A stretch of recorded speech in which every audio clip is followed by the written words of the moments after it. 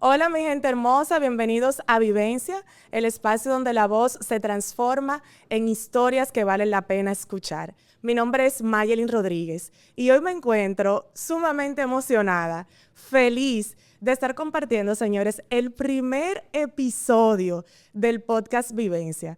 Luego de tantas oraciones, de persistencia, perseverancia, risas, lágrimas, estamos aquí. ¡Wow! ¡Qué agradecida estoy!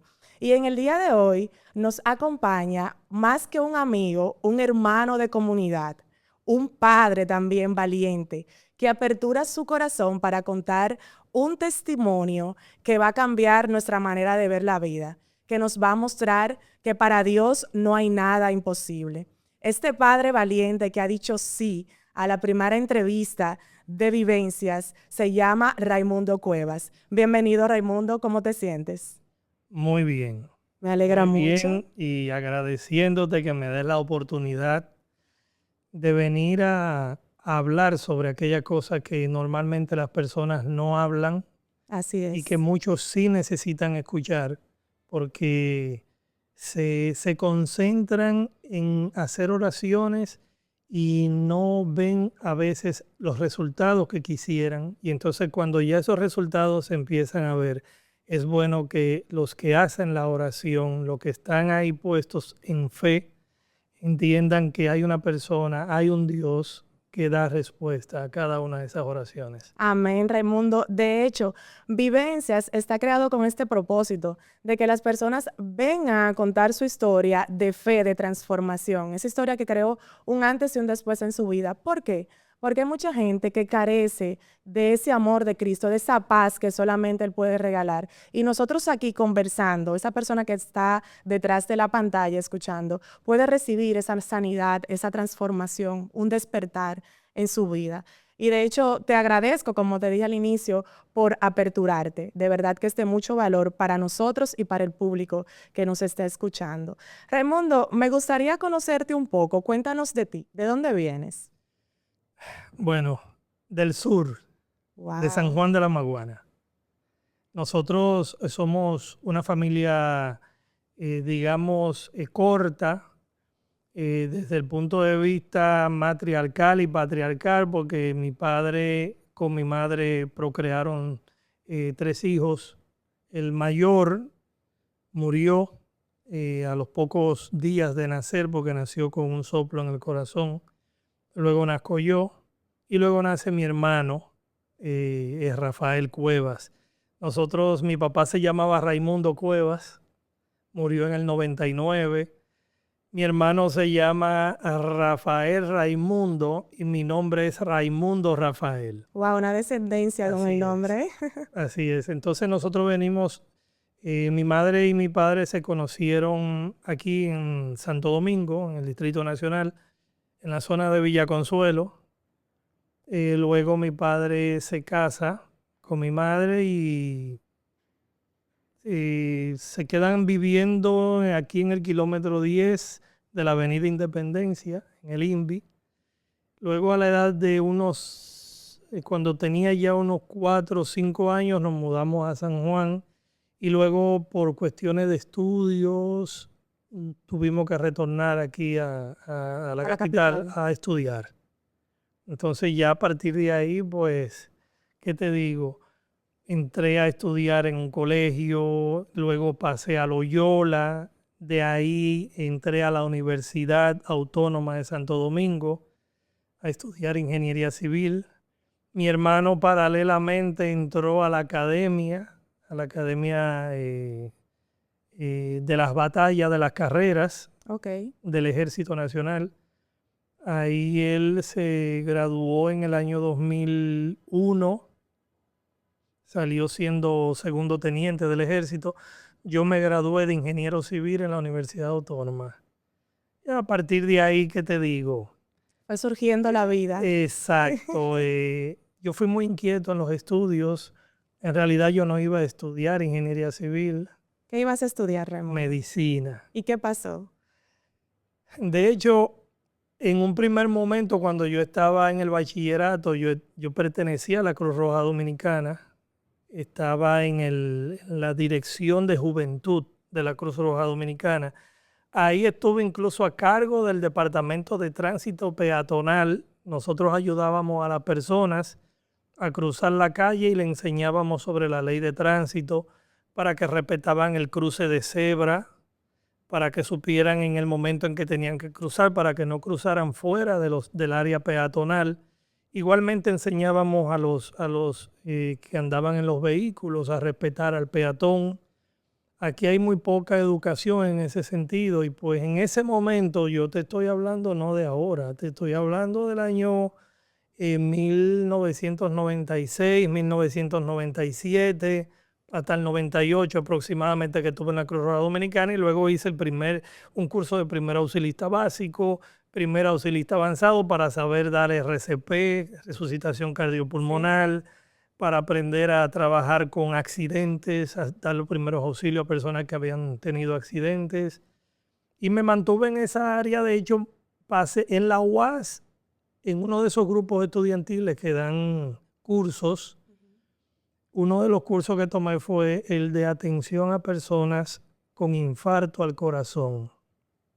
O sea que yo seguí profundizando en el área de la medicina, pero no sé. ¿Y cómo llega la ingeniería entonces a tu vida? Ahí voy.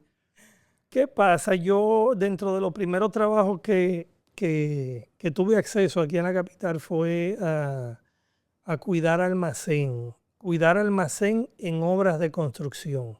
Yo era el que despachaba las fundas de cemento, yo era el que despachaba los bloques, yo era el que despachaba los metros de arena, metros de grava. Entonces yo era prácticamente el que hacía el despacho y la fiscalización de que eso se usara bien. Entonces me gustó y las matemáticas, yo soy muy bueno con las matemáticas, fui muy fluido en las matemáticas y dentro de lo que pude haber hecho al principio hice fue el de tomar un trabajo que me dieron en el Colegio Santa Ana frente al Hospital Padre Villini, ahí en la zona colonial. Y ahí, sin yo ser profesor, me dieron la cátedra de matemática y de física. ¡Wow! Eso fue cuando ya yo había terminado el bachillerato. Y entonces cuando me dieron eso, me puse a hacer un curso de maestro constructor. Claro está, para estar vinculado ya empapado ya del tema, no con conocimientos empíricos. Y lo hice 3 veces. Porque sucede que aquí en República Dominicana, para tú ser certificado como maestro constructor, tienes que certificarte obras públicas, pero para obras públicas certificarte, la institución que te está formando debe estar certificada por obras públicas. Okay. Entonces, la primera vez que yo lo hice en una institución llamada CREDE, pero CREDE no estaba autorizada por obras públicas, por ende tuve que trasladarme a AMACOA.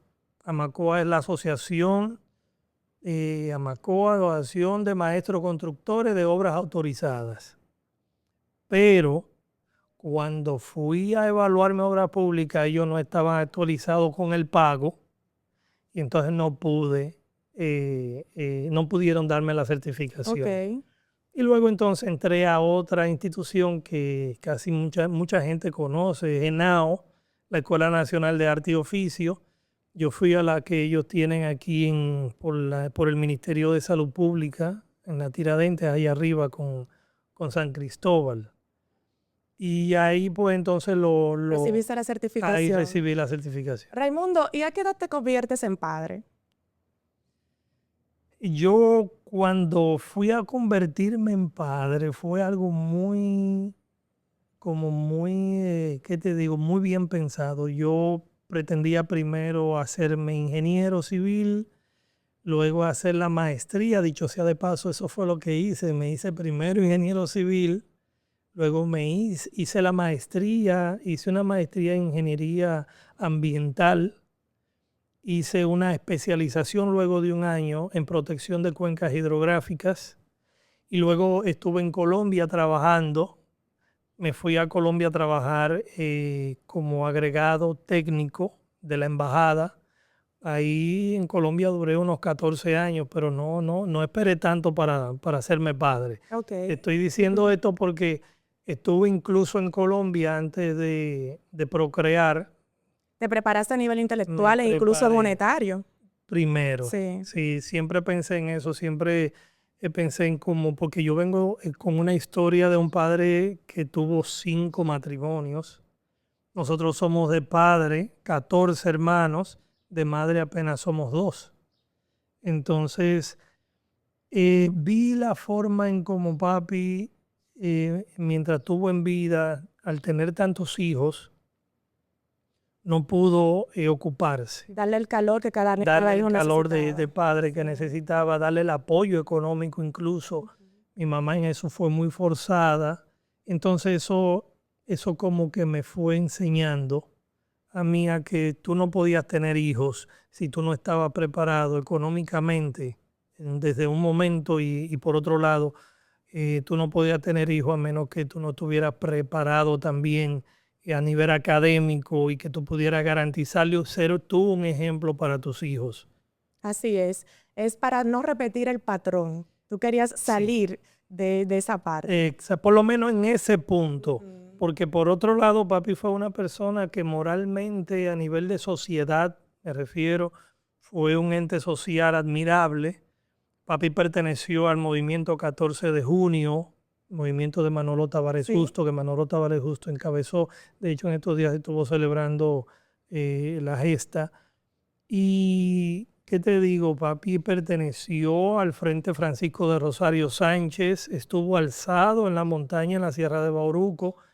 Desde ahí fue mandado a buscar como gavillero, como se le llamaba en ese momento de manera despectiva, pero eran personas que querían, como decía el movimiento, tratar de que se regresara a la Constitución del año 1973, que fue la Constitución con la que se eligió en ese momento al profesor Juan Bosch y luego entonces fue derrocado. Y luego de ese derrocamiento, pues esos movimientos empezaron a alzarse para tratar de rescatar la parte democrática del país. Okay. Y papi en eso también perteneció a la gesta de sargentos mayores, que trató de decapitar el régimen de Trujillo. Un defensor de la patria. Totalmente, un hombre amante de la libertad, Sí. amante de los derechos y Que sobre todo muy patriota. De hecho, lamentablemente en esos tiempos los hombres tendían a tener muchos hijos, aparte del compromiso social, el compromiso con la patria, pero se daba muy a menudo esta parte de tener muchos hijos. Y qué bueno, te felicito Raymond, que tengas esa responsabilidad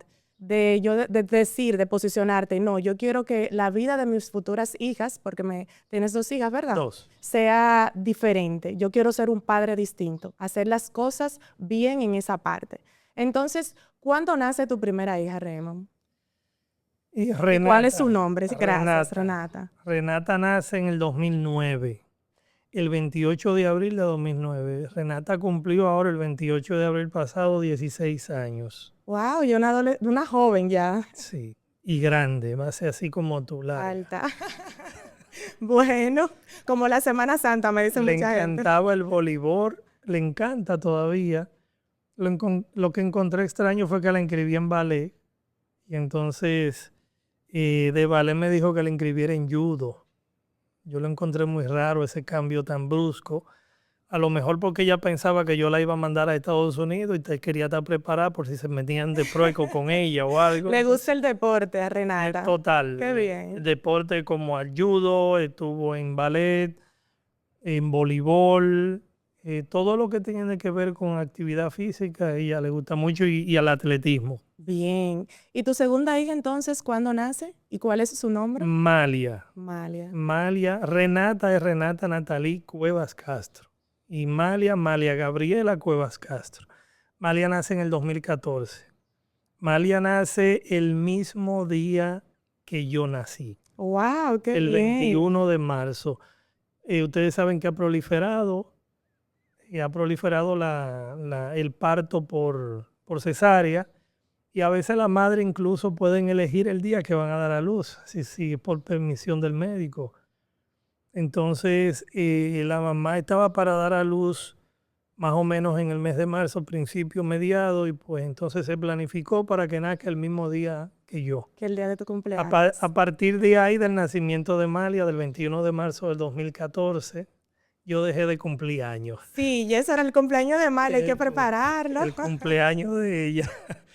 yo le doy siempre, le daré siempre mucha prioridad al cumpleaños de Malia y luego lo mío se celebra cuando se pueda. Al otro día. Bueno, en la noche, con los amigos, Así pero al es. principio es ella. Viendo tus ojos al hablar de tus hijas, noto un brillo. Y de verdad que quiero que me digas qué significa para ti ser padre, Raimundo. ¿Cómo tú te sientes con esas dos criaturas que tienes?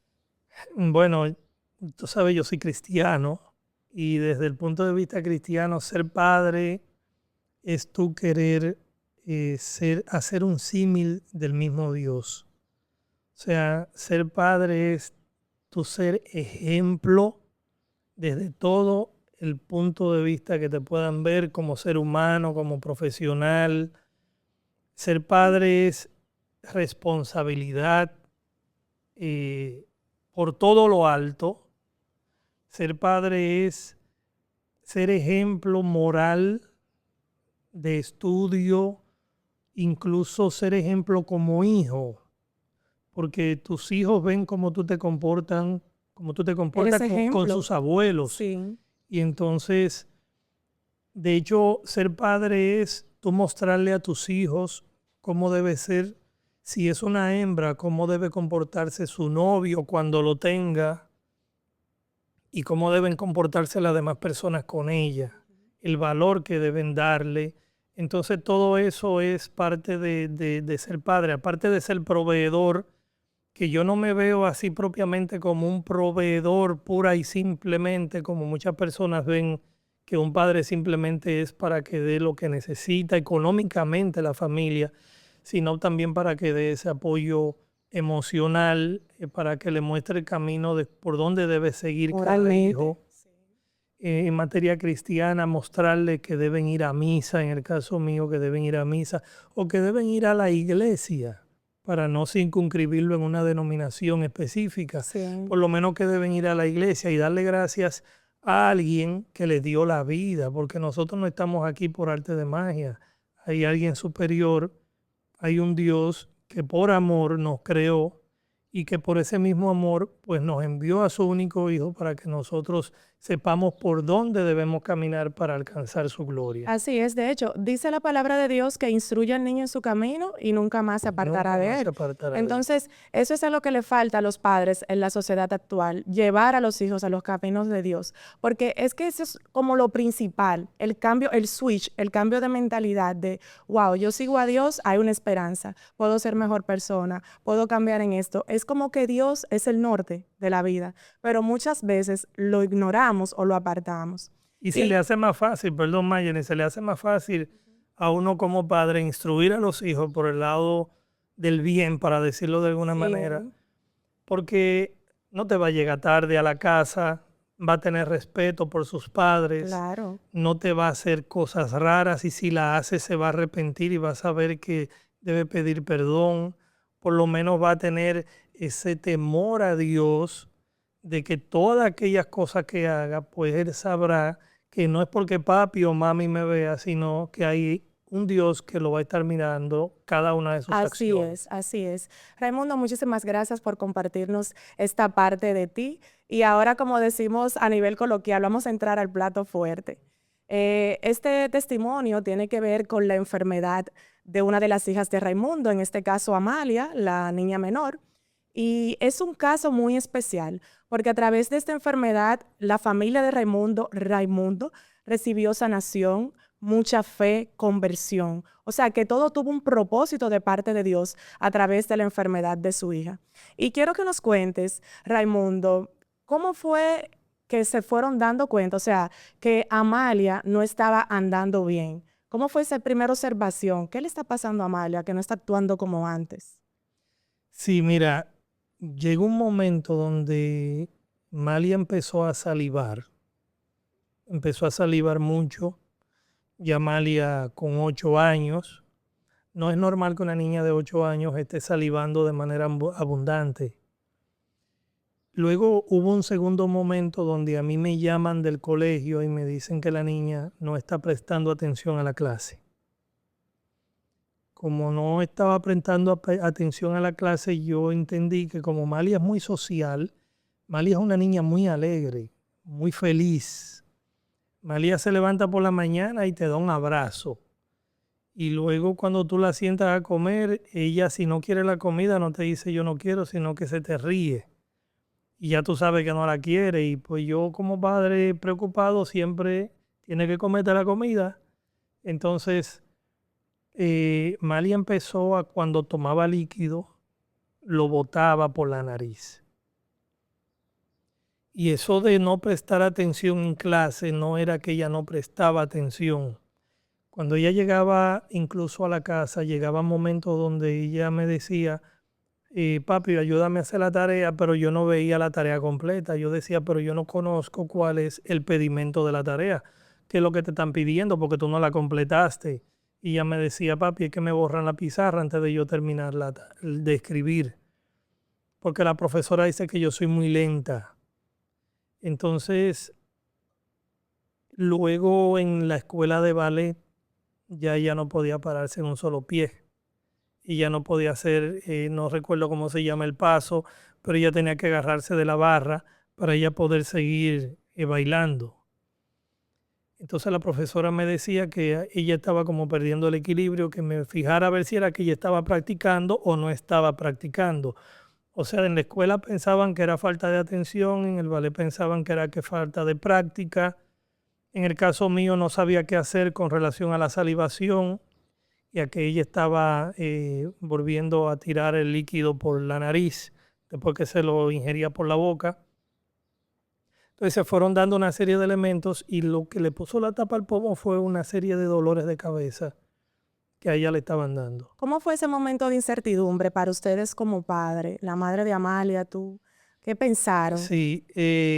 Porque no sabían el diagnóstico, Exacto. Nosotros la veíamos, la madre y yo nos divorciamos en el año 2017, Amalia nació en el 2014 y cuando la mamá se la llevaba, la mamá me decía cosas que veía también. Cuando yo la tenía conmigo, yo veía también cosas distintas. Dentro de esas cosas distintas que ella tenía eran los dolores de cabeza constantes. Malia llegaba del colegio y yo siempre le pegaba la culpa al sol que ella tomaba. Yo decía, mi amor, es que tú tienes que exponerte menos al sol. Es posible que tú estés yendo al patio a jugar mucho tiempo y la exposición te esté dando dolor de cabeza. Entonces, le daba dolores de cabeza hasta 3 y 4 veces al día. Yo le daba mucho acetaminofén. Porque como la niña sufría de sinusitis, entonces yo decía, la sinusitis, el sol, yo le pegaba la culpa a todo eso, pero ella tenía su pediatra, yo la llevo frecuentemente al pediatra y estaba esperando cuando se cumpliera el momento para llevarla al pediatra y ahí entonces ya acudo al pediatra. Ya cuando dices, no, que estos dolores de cabeza no son normales, y más en una niña de corta edad. Exacto. Luego ella me confesó que ella no terminaba la tarea y que la profesora se la borraba la tarea, era porque ella no veía bien. Era porque ella veía borroso. Me decía, papi, yo a veces miro la pizarra y la pizarra se me pone borrosa. Y cuando quiero hacer equilibrio en una pierna para el ballet, pierdo el equilibrio. Y luego entonces yo empecé a fijarme más profundamente en la niña y veía que ella tropezaba con su propio piecito cuando caminaba. Y ahí ya ¿Qué yo le dice el empiezo. pediatra cuando la llevan a Amalia? Bueno, yo le doy al pediatra todos esos síntomas y el pediatra lo que me dice es que es posible que eso sea lo de los dolores de cabeza en específico, que es posible que sea por la reacción de la sinusitis. Y él entonces le manda a hacer una placa a los senos paranasales. Y los senos paranasales, los resultados estaban bien inflamados, tenía mucha flema dentro de los senos paranasales aquí. Entonces el doctor me dice que es posible que sea por eso lo de los dolores de cabeza y que es posible que sea por eso lo de la visión borrosa. Pero entonces Malia me había dicho algo que a mí me había llenado de mucha inquietud. Y es que ella me decía, papi, a mí se me olvidan las cosas. Entonces yo se lo dije al médico, le estuve hablando sobre todo eso. Entonces el médico me dijo, bueno, vamos a hacerle una Tomografía. tomografía craneal. Ahí se hace la tomografía craneal, le llevo los resultados y ahí entonces el pediatra me dice, mira, aquí hay algo en el cerebro, yo te voy a referir donde un neurólogo que conozco muy bueno, voy a omitir los nombres y omitir el centro médico, pero estuvimos en una clínica muy reconocida aquí en el país y los médicos también son muy reconocidos. Entonces él me refirió donde ese neurólogo y el neurólogo cuando vio el resultado, él mismo dijo que en el resultado decía que la niña tenía un quiste aracnoideo. ¿Puedes explicarnos un poco? Sí, bueno, dentro de lo que yo entendí, el médico me dijo, mira, un quiste aracnoideo es un quiste incrustado en la base del cerebro, pero líquido. Y es aracnoideo porque se le ven ciertos filamentos que parece como una tela de araña. Entonces cuando él me dijo eso, yo le dije, pero entonces, ¿cuál sería la solución? ¿Y por qué eso lo tiene ella? El médico me dijo que él encontraba extraño que muchos niños habían estado últimamente llegando con ese mismo quiste y que él entendía que era muy probable que tuviera que ver con el uso electrónico de tablets, de celulares o de exposición a algún tipo de elemento radiactivo, no sé, él me preguntó incluso en un principio, la niña lloró cuando nació. Yo le dije que no recordaba bien, pero que sí había llorado. De hecho, ese mismo pediatra fue quien la recibió, Amalia. Y él me preguntó, ¿ella lloró? Yo le dije, sí, ella lloró. Ella se puso moradita, usted la puso boca abajo y le dio palmadita y ella lloró y luego le entró la perita que saca la flema y ahí ella empezó a llorar normal. Y entonces el neurólogo cuando vio los resultados me dijo, mira, yo estoy viendo dentro del quiste unos puntos blancos. Y entonces me dijo, yo quisiera profundizar más el estudio y ahí me envió a hacerle me hizo referimiento para hacerle una resonancia magnética con contraste. Ahí vamos al centro donde se hace ese tipo de estudios. Le hacen la resonancia, me dan los resultados. Yo en ese proceso lloro mucho y yo estuve orando desde el primer momento. ¿Cómo te sentías, Raimundo? No, muy inquieto, mucha ansiedad y con mucho miedo, mucho miedo. Porque yo veía a Amalia que había estado cambiando mucho. O sea, Amalia empezó en un momento incluso a hablar arrastrando la lengua. Y eso a mí me tenía con mucha impaciencia, mucha intranquilidad. Cuando ya el doctor toma los resultados y él lo ve, yo estoy, ustedes saben cómo es, en un escritorio, él de aquel lado, yo de este lado, yo voy con Malia y con mi actual pareja. Malia se pone a jugar ahí, yo veo a Malia de lo más normal jugando y me veo en la necesidad de decirle al doctor que me diga qué es lo que él está viendo, porque yo veía que estaba solo viendo y pasando imágenes. Sin decir ni una sola palabra. El doctor me dijo una frase que a mí me removió hasta los tuétanos. Me dijo, él utilizó la expresión wow. Tanta gente mala que hay en este país y le sale algo así a esa niña. Wow. Cuando él me dijo eso, yo le dije, pero ¿cómo así, doctor? O sea, ¿qué es lo que usted está viendo? Voltea la pantalla, me empieza a mostrar los slides y ahí entonces empieza a visualizar y él me empieza a mostrar la parte blanca y me dice, todo eso que tú ves ahí, o sea, él utilizó esa palabra, todo eso que tú ves ahí Eran muchas cosas. es el tumor.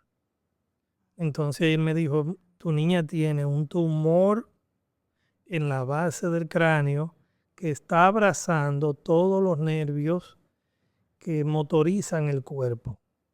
O sea, ese tumor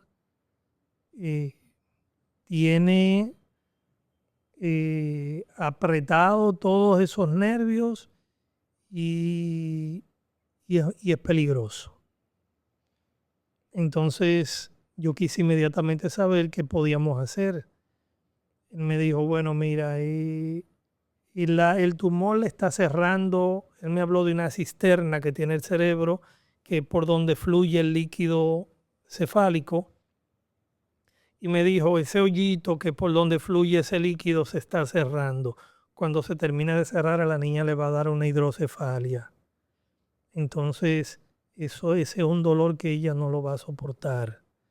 Me dijo, yo te garantizo que yo te la puedo operar y te le puedo sacar todo lo que pueda. Yo puedo entrar al cerebro, sacar todo lo que pueda del cerebro, pero entonces yo no te pudiera garantizar el proceso postoperatorio. O sea, no le garantizaban vida. Eso fue lo que yo interpreté. Cuando él me dijo, yo no te garantizo el proceso postoperatorio, él agregó diciendo que la niña no iba a aguantar el dolor. Cuando él me dijo que no iba a aguantar el dolor, entonces ya tú te puedes imaginar, ya yo tengo un revés en mis emociones. Yo lo que me pongo es a mirar a Amalia, que está jugando ahí al lado mío. Que se ve normal. De lo más normal. Wow. Entonces, eso provocó en mí yo decirle al doctor que si no habían métodos para garantizarle su vida. Él me dijo que bueno, que había un Gatma Knife, que había procesos, pero que el que garantizaba era el acceso directo. Entonces ya yo como padre, yo lo que estoy es ya visualizando a mi hija con su cerebro abierto, entrándole adentro. El doctor me dice que puede ser que le dañe, que le afecte algún nervio, que no le permita luego caminar o hablar o ver, porque el tumor estaba encima de los nervios oculares, y que eso podía producirle alguna ceguera. O sea, empezó a hablarme de cosas. Un sinnúmero de consecuencias a pesar de ser operado. Entonces yo le dije a él, bueno, usted entenderá que yo no me voy a quedar con su sola opinión. Entonces ahí me moví inmediatamente en ese mismo momento. Yo te estoy hablando de que en el espacio-tiempo, eso era un martes santo. Un martes santo donde prácticamente todo el mundo ya está pensando en irse de vacaciones. Y yo estoy pensando en ir a vivir mi triduo pascual en la iglesia o hacer algo alusivo a lo que se está viviendo en Semana Santa. Sí. Y bueno, fui donde otro médico reconocido aquí en el país y ese otro médico me dice, si tú vienes en los próximos 10 minutos te atiendo, porque recuerdo que eran como las 4 de la tarde, 3, 4 de la tarde. Y él me dice, si tú vienes en los próximos 10 minutos, pues inmediatamente yo agarré mi vehículo y arranqué para allá. Cuando fui con los resultados, le mostré los resultados, los dos, tanto la primera tomografía que le habían hecho como la segunda, que era la resonancia. Y ese otro médico, cuando ve el resultado, viene y mira a mi niña, Amalia, y me dice, pero esa niña es la que tiene esto, con una cara de asombro, y ella camina bien, y ella ve. Me hace una serie de preguntas que eso también para mí fue muy fuerte, porque yo estoy buscando una segunda opinión para ver si me dicen algo de aliento. Algo de consuelo. Y no veo que me dan ninguno de los dos consuelos. Lo peor de eso fue que él me dijo, yo ahora mismo no te puedo decir nada. Espérate hasta el lunes. Estábamos en martes santo. Me dijo, espérate hasta el lunes para hacerte una junta médica. Me imagino tú inquieto por esta situación tan fuerte de tu niña, esperarte hasta el lunes, cuando los minutos cuentan. No, para mí eso fue catastrófico. O sea, yo le pedí al doctor, pero usted no puede llamarlo, no puede decirle, usted conociendo la situación. Me dijo, Raimundo, mire, ya todo el mundo, para decirle, todo el mundo está de vacaciones. Y los que no están es porque tienen un compromiso y desde que lo cumplan se van. aguanta el lunes y el lunes te hacemos la junta médica. Ve a las 7 de la mañana, me dijeron. Ve a las 7 de la mañana el lunes a un centro médico. Y lleva a la niña. Entonces, desde el martes, yo no sé, mi espíritu y mi cuerpo se separaron. Yo solo miraba a mi hija y como yo siempre la llevaba a ella al cine, al acuario, al zoológico. O sea, yo soy un padre que me gusta ver a mis hijas divirtiéndose. Y yo cuando me divorcio de la mamá, mi principal objetivo era que ellas nunca sintieran soledad, tristeza, sino que ellas tuvieran siempre ese acompañamiento, que se sintieran felices, Protegidas. que no sintieran la ausencia de ninguno de los dos. En eso llega el lunes, y el lunes cuando los médicos empiezan a evaluar la niña.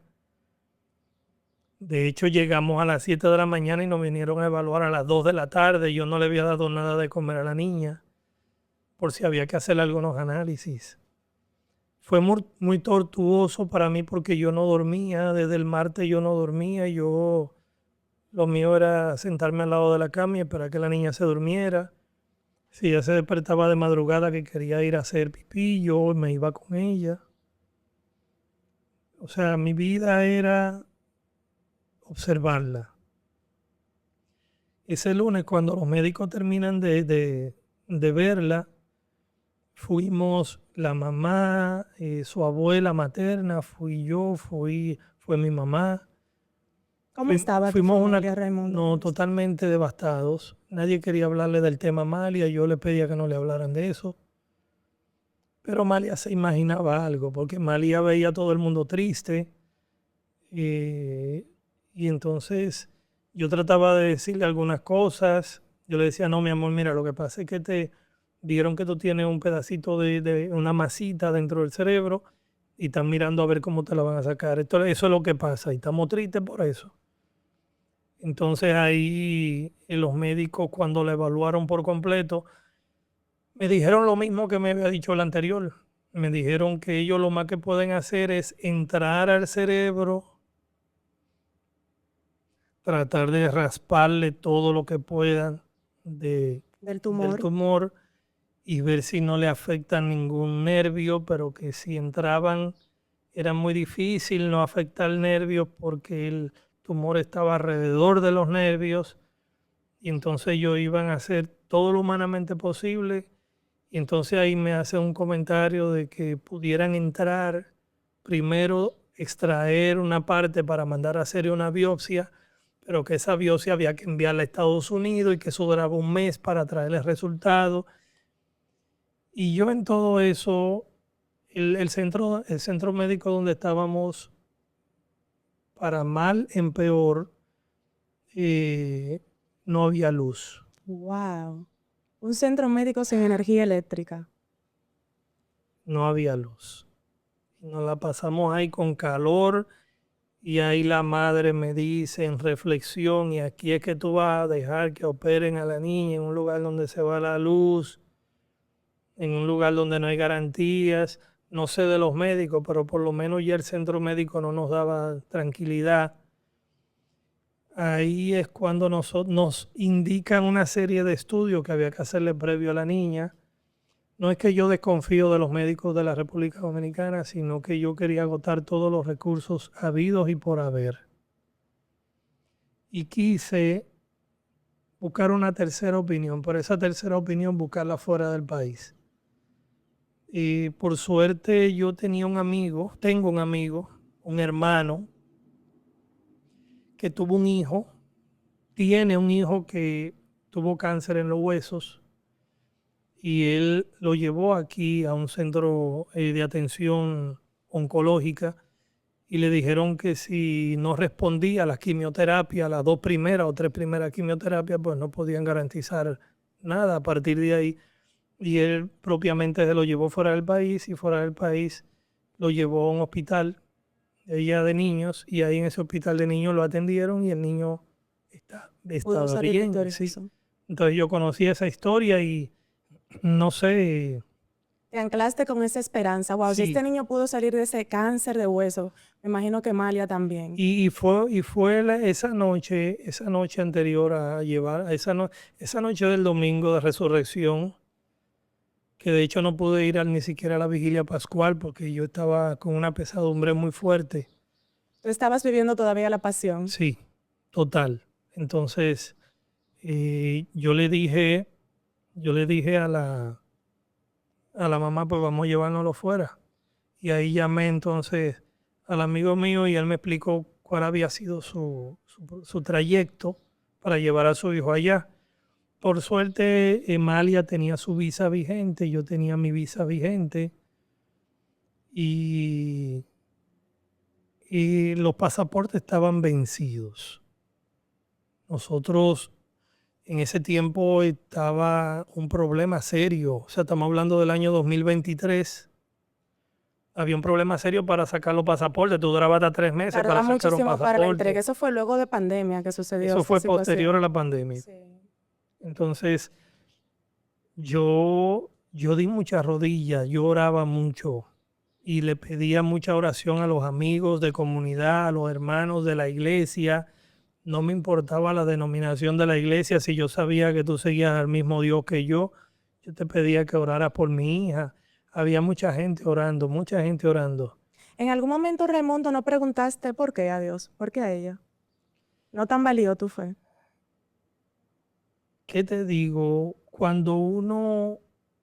A mí más bien lo que me dio fue mucha preocupación porque era una niña. No porque a ella en particular, sino que una niña que no había vivido.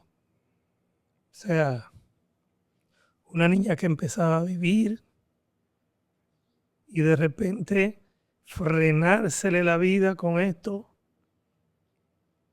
Eso era lo que yo... Lo que más te Sí, dolía. Tantas cosas por conocer, tantas cosas por vivir que le faltan. Y mira lo que le sucede.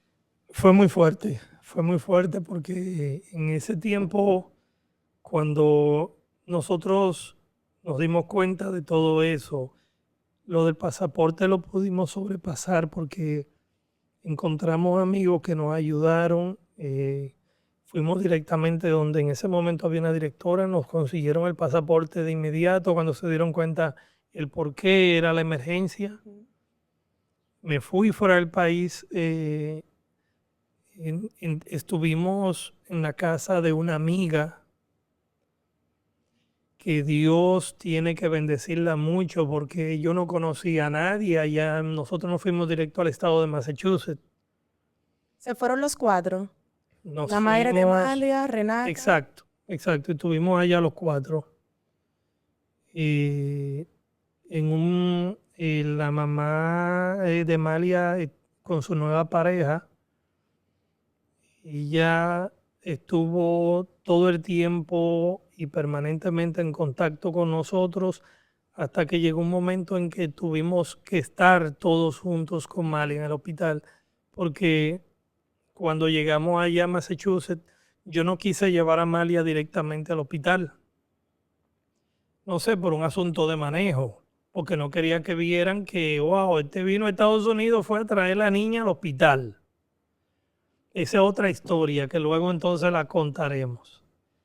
Y yo la llevé un lunes a Malia, nos hospedamos en la casa de esa amiga. Allá hay unos lugares donde tú no puedes estar más de 5 días porque son como unos condominios y si tú estás ahí rentado, no permiten que tú tengas visita por más de 5 días. Son Reglas. reglas de los Sí. condóminos. Entonces yo la llevé un lunes y ya un miércoles rápidamente la llevamos a emergencia. Malia, yo traté de que de lunes a miércoles llevara a Malia a los parques, a distraerse, para que ella, porque yo le había dicho a ella que nos íbamos a ir también de vacaciones para que ella disfrutara, para que no estuviera dándole mente a esas cosas. Y entramos a emergencia. Malia increíblemente se empezó a sentir bien. O sea, Malia, yo le decía a Malia, dile que tú te sientes mal. Y Malia me decía que yo no voy a hablar mentira, yo me siento bien. A Malia le pasó, yo digo, como una anécdota, como cuando tú tienes un carro dañado que lo lleva al mecánico, Que se arregla. desde que llega el carro al mecánico se le acabó el sonido y tú no sabes qué decirle al mecánico después. Entonces yo le decía a Malia, Malia, tú tienes que decir que tú te sientes mal, que tú no ves bien, que te duele la cabeza, que tú estás mareada, que se salen los líquidos por la nariz, que tú has perdido el control de todo eso, para que ellos te puedan chequear, tú sabes. Y yo ahí le dije algo serio, le dije, mi amor, mira, si no te chequean, esto es debido a muerte. Si no te chequean, eso puede provocarte la muerte. Entonces yo necesito que tú me ayudes, porque en Estados Unidos no te reciben en emergencia si tú no estás de emergencia. O sea, Si no vas de gravedad. si tú no tienes algo por lo cual tú estés de emergencia, ellos no te atienden en emergencia, lo que hacen es que te refieren a una consulta. Entonces yo quería que me atendieran a Amalia en ese momento. Y yo quería que Amalia le dijera y que Amalia llegara llorando, que Amalia llegara con algunos síntomas de emergencia para que ellos la atendieran. Y yo cometí un pecado, a lo mejor en ese momento yo le puse vaporú a María por todos los lados. Le puse vaporú en los ojos, en la nariz, y María empezó a llorar, decirme, papi, me pica. Digo yo, así que te quiero llorando para que te puedan admitir. Entonces cuando llegamos allá al hospital, la vieron llorando precisamente. Me preguntan qué es lo que tiene en la cara. Yo le dije que le puse un poco de vaporú porque le dolía la cabeza. Entonces yo la limpio, la entran a evaluación. Nosotros llegamos como a las 3 de la tarde, le hacen todo le evalúan la sangre, la glicemia, le evalúan el corazón, todo. Y luego como a la 1 de la madrugada, yo veo que se acercan unos 5 médicos más o menos. Y esos 5 médicos los veo que vienen hacia mí, me dicen, que me preguntan que si yo tengo dónde quedarme. Yo les digo que no, que yo no tengo dónde quedarme porque yo no me voy a separar de mi hija. Me dicen, bueno, mira, y ahí empiezan entonces y me hacen el relato. Nosotros le hicimos una evaluación, le hicimos una resonancia magnética y nos dimos cuenta que la niña tiene un tumor. Una de las cosas que me había dicho mi amigo es que no le dijera a ellos lo que tenía la niña, sino que dejara que ellos se dieran cuenta por Sí mismos. por cuenta propia. Entonces ellos evaluaron y me dijeron eso y me dijeron que el tumor, lo mismo que me habían dicho los médicos de aquí, que el tumor era grande, que estaba en la base del cráneo, que estaba encima de los nervios ópticos, que estaba abrazando los nervios de donde se producía la vida de cualquier ser humano, que era un peligro sacarlo, pero que ellos iban a hacer todo lo posible por extraerlo.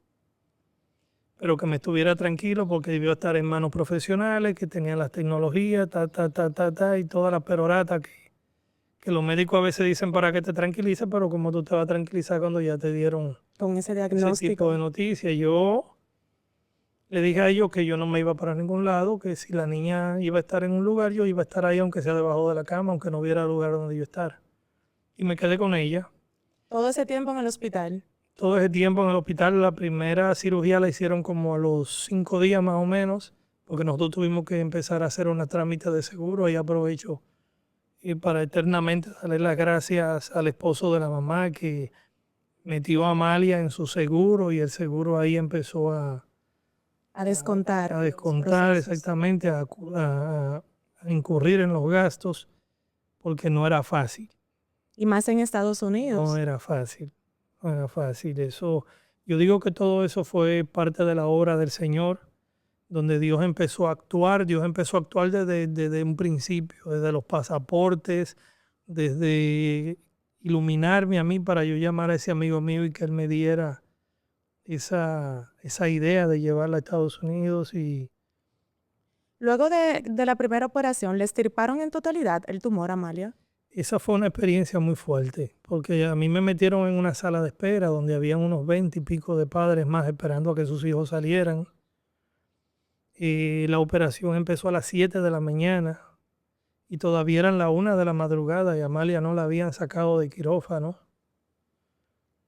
O sea, fue una operación muy delicada, muy delicada. A mí me habían hablado de una multi-chapel, una capilla múltiple que había allá en el hospital. Yo no salía de esa capilla dando rodillas. Ellos se quedaron con los teléfonos de nosotros y cada una hora nos hacían un upgrade, nos actualizaban sobre la condición en la que iba la operación y nos vivían diciendo cómo iba todo.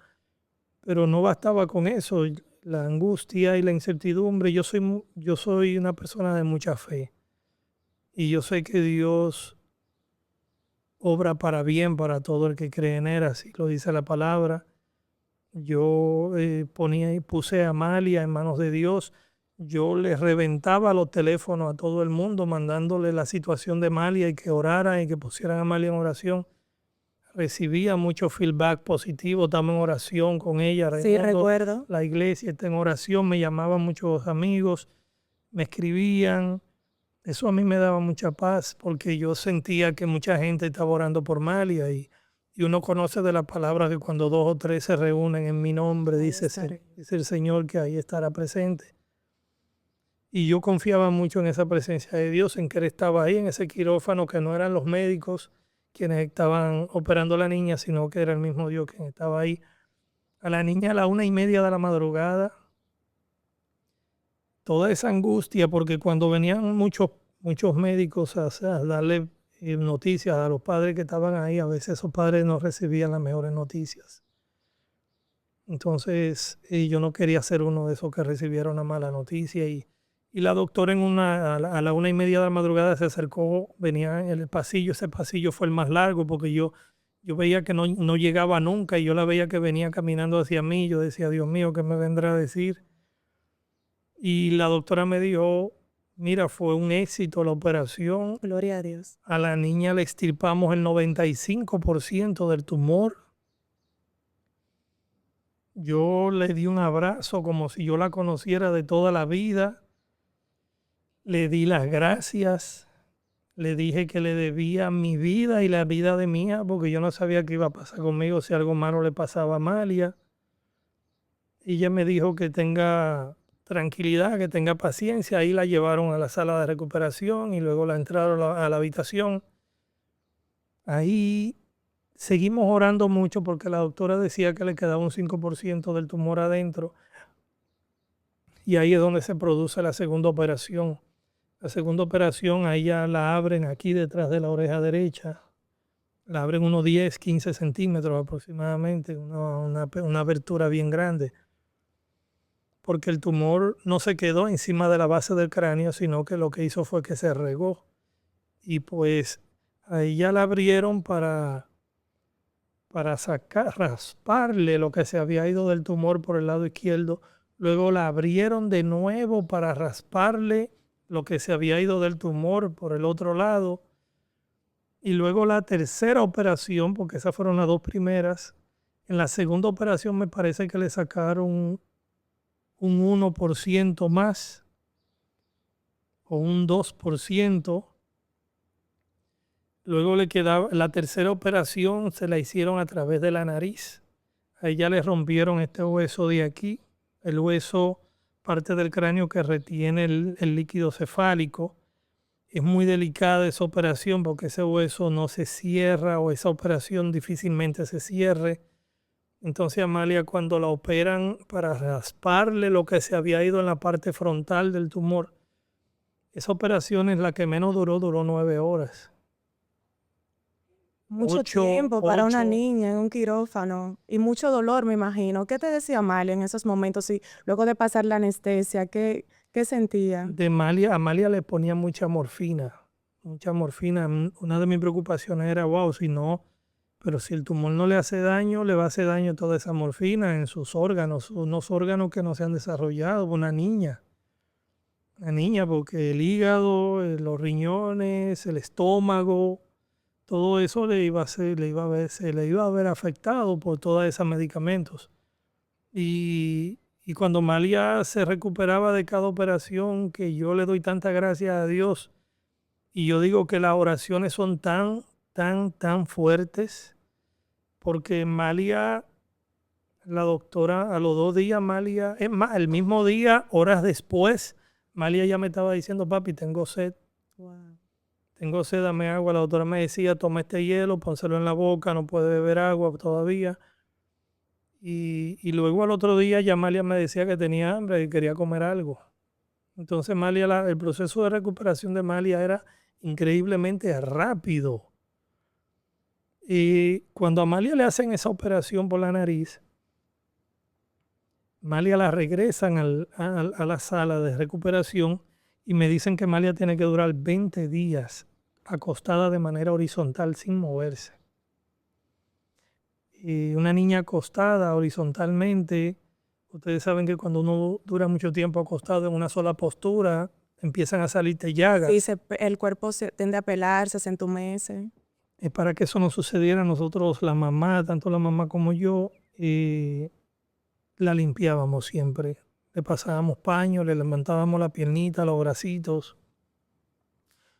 Nosotros tratábamos dentro de lo posible cepillarla siempre, hacer que ella se sintiera bien higiénica, bien higienizada, que nada más le pasara, nada más que lo que le estaba sucediendo en ese momento. Entonces, al pasar los 20 días, ya la niña se me estaba desgastando en la cama, ya los músculos de ella empezaron a ceder, ya se le veía el desgaste físico. La doctora quiso que nosotros empezáramos a inclinar la cama para ver cómo iba el proceso de sanación. Y al nosotros inclinar la cama a unos 30 grados aproximadamente, empezó a salir el líquido cefálico por la nariz. Entonces, inmediatamente le empezó a salir ese líquido del cefálico. La doctora abrió quirófano y se llevaron a Amalia de nuevo a operarla otra vez. Sería una cuarta operación. Una cuarta operación. La llevaron de nuevo a operar para tratar de ver por qué no le cerró la herida de aquí. Entonces la llevaron, esa operación, esa es la que menos duró 8 horas. Una operación para nosotros muy tensa. Cuando trajeron a Amalia de nuevo, me pidieron que la dejara 20 días más acostada de nuevo horizontalmente. Yo me quería volver loco. O sea, a mí me estaban medicando. Yo tuve que ser medicado porque no hubo forma de yo estar de pie.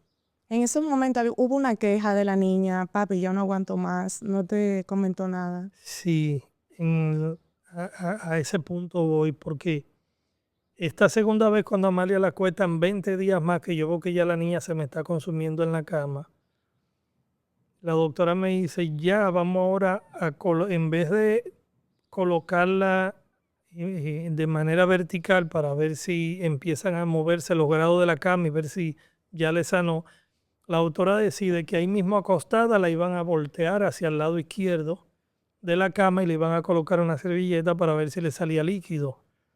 Y precisamente le volvió a salir el líquido por la nariz.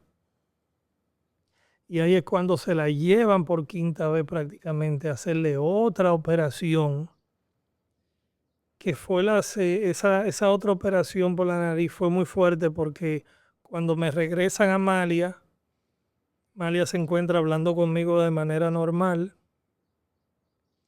y de repente veo que la niña como que se me va. Se me va y empieza a llorar de manera desesperada, empieza a morder los barrotes de la cama. Me dice, me duele demasiado, papi, me duele mucho, me duele mucho. Esto que yo te estoy diciendo, lo estoy diciendo porque yo digo el Espíritu Santo fortalece a uno, porque yo antes no podía decir esto. Yo me iba en llantos, pero Dios le da muchas fuerzas a uno y la niña desesperada me dice, papi, déjame morir, que yo no aguanto el dolor. Déjame morir, que yo no aguanto el dolor. Entonces ahí yo le digo desesperado, mi amor, no diga eso, que eso se te va a sanar ahora, eso es pasajero. Y recuerda que Dios está contigo. Empezamos a orar mucho. Nosotros, eso fue muy duro. Yo no tengo palabras para describir ese momento, Las palabras se quedarían cortas por todo el sentimiento que nosotros sentimos ahí. Yo pensé que yo iba a perder a mi hija. Amalia le dio una hidrocefalia en ese momento. Amalia se me apagó. Yo le decía a Amalia, mueve las manos. Ya no la podía mover. Y yo le decía, abre los ojos. Me decía que no podía. Y ella solo me hacía gestos con la cabeza. Y para mí, Amalia hasta ahí llegó. Yo desesperado llamamos a la doctora. Hubo una enfermera que le abrió los ojitos y le colocó un foco en la vista y vio que tenía las pupilas totalmente dilatadas. Y ahí fue que se dieron cuenta que estaba acumulando líquido en el cerebro. Y entonces vinieron rápidamente y se la llevaron a quirófano. Y allí en quirófano entonces le hicieron 2 perforaciones en la cabeza y le entraron unas tuberías para drenarle todo ese líquido. Con esas tuberías colocadas adentro, le colocaron una bolsa para que retenga todo el líquido. En la medida en que iba saliendo, le iba cambiando la bolsa. A Amalia le llegaron a cambiar unas 5 bolsas de líquido cefálico. Y lo de Amalia fue algo increíble. Un milagro, fue un milagro. Y la doctora luego me explicó que cuando le salió el líquido por la nariz por segunda vez, alguna bacteria había aprovechado y se había entrado al cerebro y le había provocado una infección cerebral. Y esa infección cerebral le había hecho inflamar el cerebro, se le inflamaron los ventrículos y como los ventrículos es por donde pasa el líquido, los ventrículos no dejaban que el líquido pasara y eso hizo que el líquido empezara a acumularse en el cerebro y el cerebro le empezó a hacer presión al cerebro y ese era todo el dolor que ella sentía. Es decir, Amalia empezó a tener a sufrir en ese momento de una hidrocefalia. Amalia, en ese momento que le descubrieron esa bacteria, la doctora le empezó a hacer cultivos de líquido. Pero había algo malo y era que la bacteria no declaraba quién era. Le hacían los cultivos de 2 días para saber qué tipo de bacteria era, para saber qué antibiótico colocarle. Pero la bacteria no decía qué tipo de bacteria era. A los que ellos al final determinaron, bueno, pues vamos a colocarle 3 antibióticos juntos. Creo que fueron 3 o 2. Que combatían, decían ellos, el 95% de las bacterias. Entonces, eso se lo hicieron a ella a través de una canalización central. Yo recuerdo que vinieron esos médicos y se pusieron unas ropas ahí como si estuvieran en la luna. Me pidieron a mí, a la mamá, que nos pusiéramos al mismo atuendo. Y ahí le entraron 3 cables por las venas, que le llegó directamente al corazón, a una de las arterias del corazón, para que cuando empezaran a bombearle el antibiótico, pues el antibiótico le llegara a la arteria y de la arteria le subiera directamente al cerebro y hubiese una mejor y más efectiva captación del antibiótico. Exactamente, sería directamente que iba a entrar ya al cerebro para eliminar la bacteria. Exacto. Raimundo, ¿alguna palabra de Dios o frase que te pudiera afianzar en esos momentos fuertes de recaída, de dolor, ante esa situación de tu hija? Sí, mira, yo recuerdo, a mí me llegaron muchos recuerdos. Yo leo mucho la Biblia, pero yo recordaba a la hija de Jairo. Yo recordaba el criado del centurión. Yo recordaba la mujer con el flujo. Yo recordaba a Abraham. Yo recordaba a tantas personas que en las escrituras dieron muestra de tanta fe. Y yo decía lo mismo que repiten siempre en la Iglesia Católica, que dicen: Señor, no soy digno de que entres en mi casa, pero una palabra tuya bastará para sanarme. Yo decía, pero una palabra tuya bastará para sanar a Amalia. Y yo ponía a Amalia en manos de Dios. Y Dios no me dejó solo. la doctora me veía y veía a la mamá y pues mi pareja que también estaba conmigo ahí, orábamos mucho. Y Malia hubo una vez que me dijo, papi, mira, no, la doctora me dijo, me hizo una advertencia, me dijo, mira, Raimundo, trata de, de mantenerte fuerte, de que tu hija no te vea triste, porque ella se fija en ti para ella recomponerse. Trata de no recaer, trata de no desplomarte, esa fue la palabra que usó.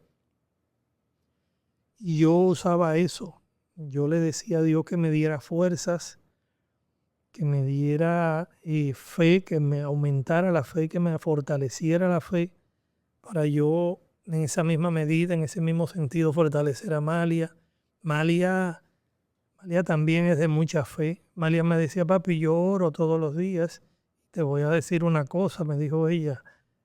No fueron los médicos que me operaron, quien me operó fue Dios. Eso a mí me educó, porque yo era que tenía que tener esa fe. Sin embargo, ella la tuvo más que yo.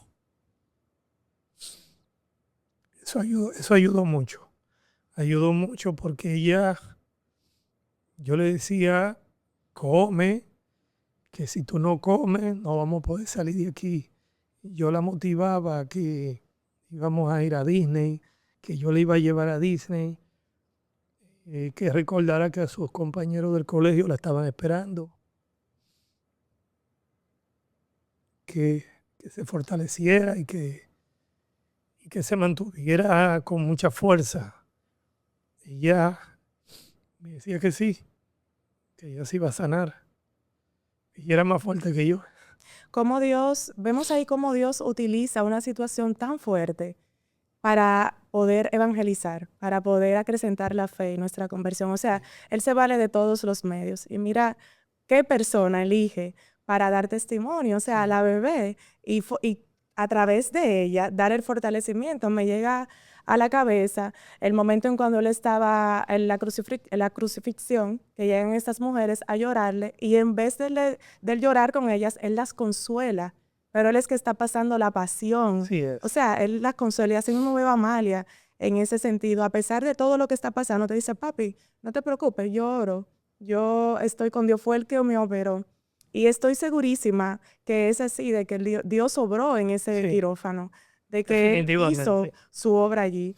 Y quiero que me cuentes, Raimundo, ¿cómo fue mejorando paulatinamente, Amalia? ¿Cómo fue dándose eso? ¿Y qué dijeron los médicos de esa recuperación? Sí, bueno, mira, concluyendo la parte de las operaciones, después que le hicieron esa operación a Amalia para colocarle los tubos, luego le hicieron una séptima operación a Amalia, porque empezó Amalia, o sea, para los médicos lo que estaba sucediendo con Amalia era algo increíble, porque ellos me decían que era posible que no viera, que tuviera problemas con la visión.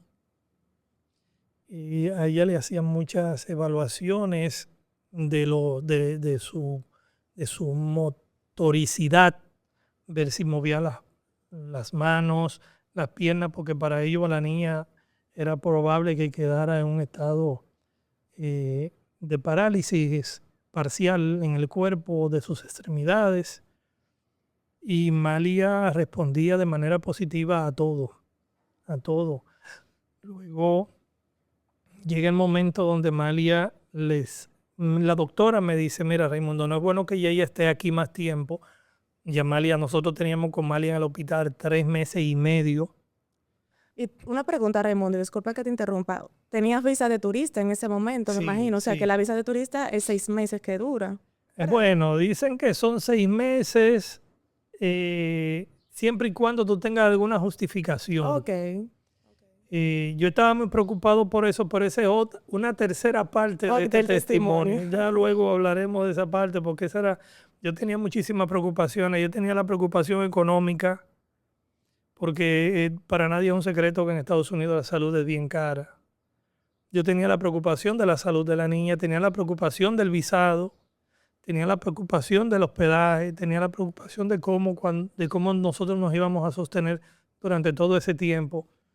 Pero Dios, su misericordia fue tan infinita, tan abarcante, su amor tan bueno, que todo eso se nos fue suplido. O sea, nosotros allá en Estados Unidos, yo todo el tiempo que pasé con Malia lo pasé en el hospital y luego las demás cosas se fueron facilitando. Dios las fue poniendo muchos ángeles en el camino.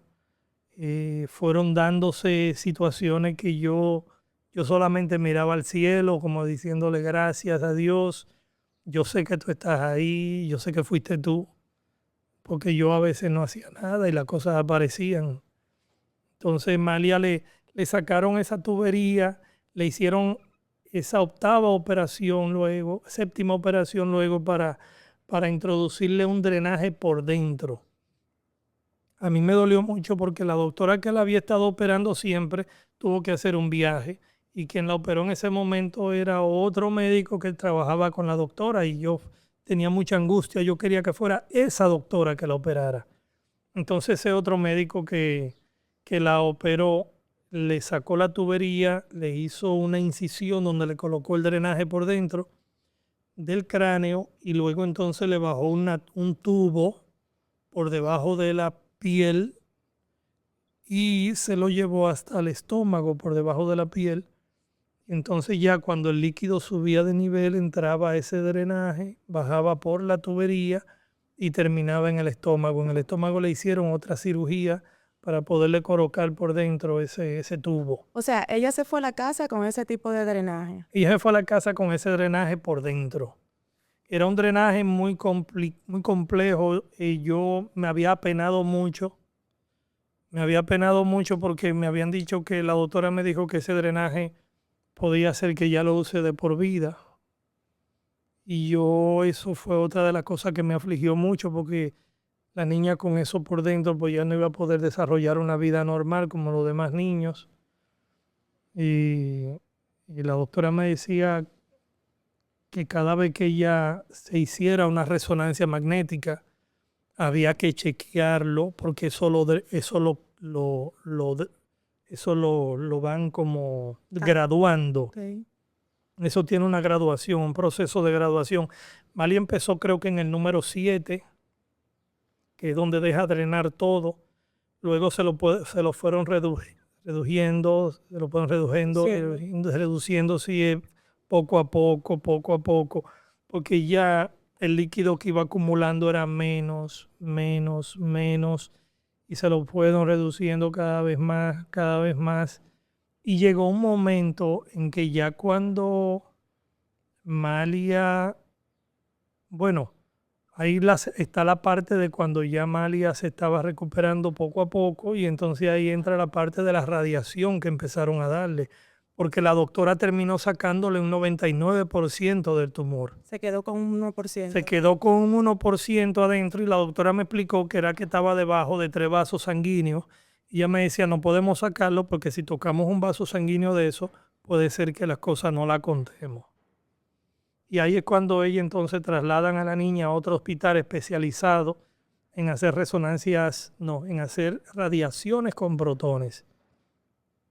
Entonces la llevamos, la evaluamos y yo pensaba que lo que le iban a hacer ahí era algo rápido.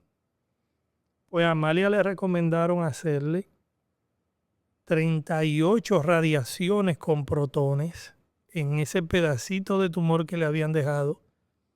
Y era de inmediato que había que hacérselo porque ese tipo de tumor que Amalia tenía se llama cordoma. Que puede volver a crecer. Puede volver a crecer si se le deja las células cancerígenas adentro. Entonces había que inmediatamente hacerle las radiaciones con protones.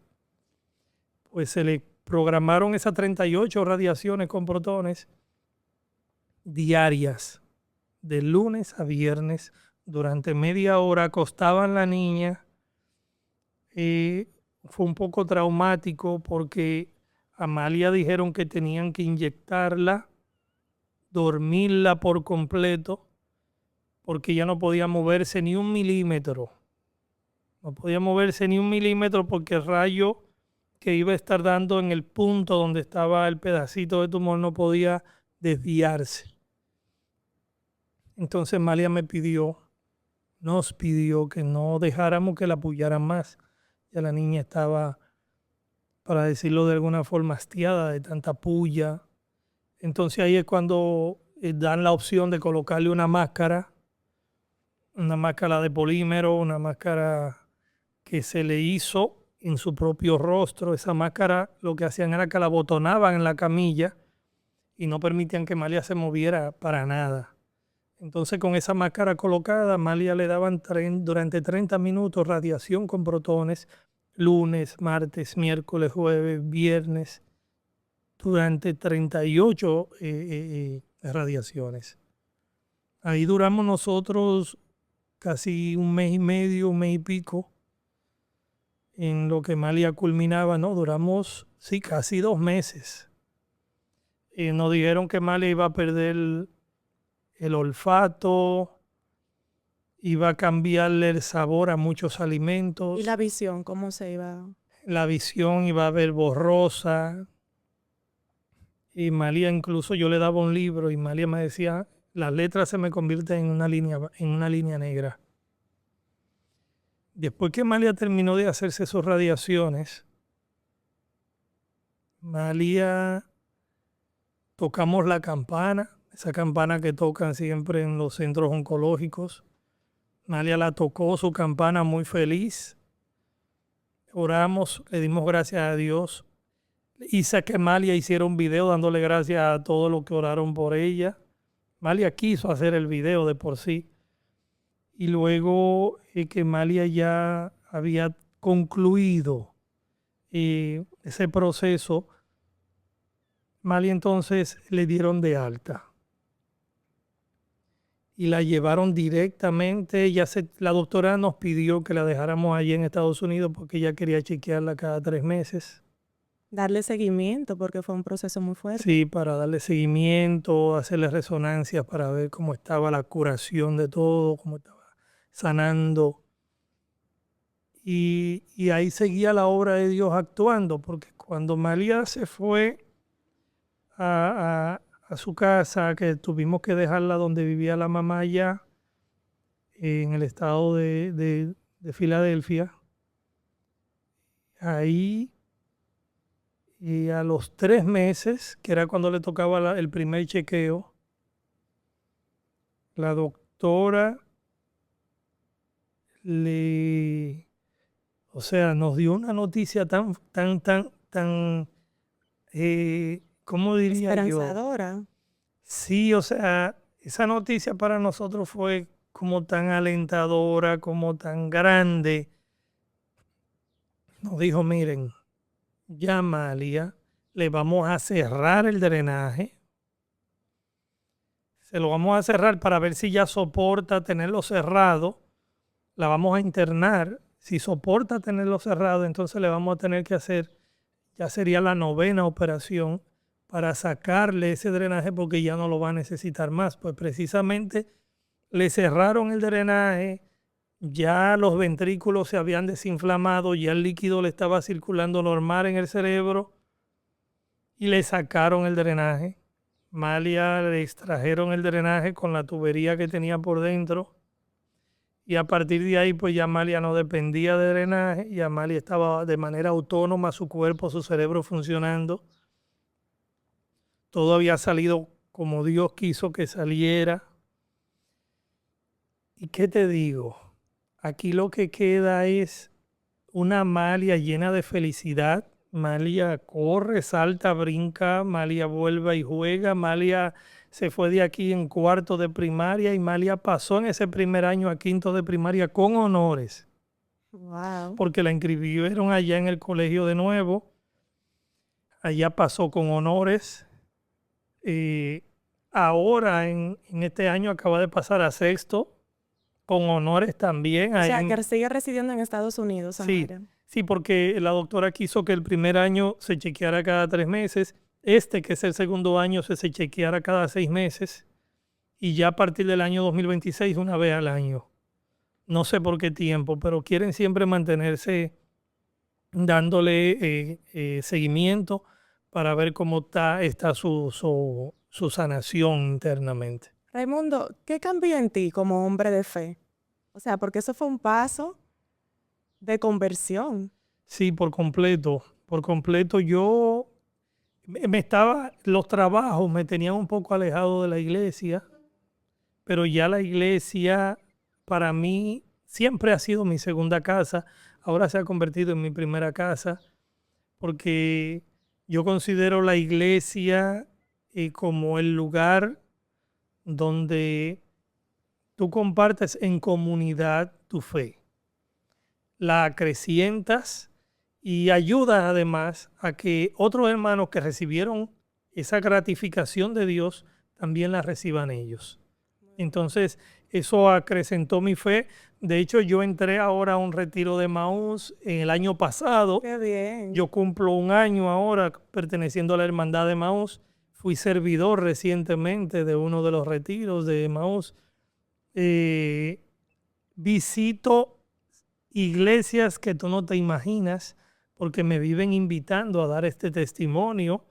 Y pues yo con mil amores, porque entiendo que eso es lo que Dios quiere. Así es. Raimundo, para finalizar, me gustaría que des un mensaje, o serían dos. En primer lugar, para esos padres que están pasando por una situación similar por la que tú pasaste. Y en segundo lugar, para esos padres que nunca tienen tiempo para sus hijos, sino que se mantienen siempre ocupados en sus quehaceres, en el trabajo, haciendo dinero, para darle una mejor vida. Quiero que a raíz de lo que pasaste, puedas darle un mensaje a ellos. Sí, ¿qué te digo? Que nunca, para su tranquilidad personal, que hagan todo lo humanamente posible en caso de que estén pasando por algo así. Que les adelanto que en mí siempre está la oración de que Dios no permita que ningún padre pase por lo que yo pasé. Porque el hombre que tiene una situación similar, lo que debe preocuparse es primero para su tranquilidad mental, es hacer todo lo que esté a su alcance. Llega un momento donde ya tú no puedes hacer más, entonces tú se lo dejas todo a Dios. Y yo diría desde un principio dejárselo todo a Dios. Pero a veces uno como humano, uno quiere sentirse que uno hizo todo lo humanamente posible. Entonces, que hagan todo lo que humanamente posible puedan, que lo hagan, porque ellos son los padres. Ellos son esa columna de la familia. Entonces, que lo hagan, que si tienen que llevarla a los médicos 3 veces, 4 veces, llévenla, que no los descuiden a los niños, no lo descuiden en ningún momento. A veces no se queden en el simple hecho, como lo hice yo, que se queden nada más que le digan, no, que la niña no hace su tarea porque tiene algún tipo de distracción. No, que se vaya más profundo para ver si es algo de salud.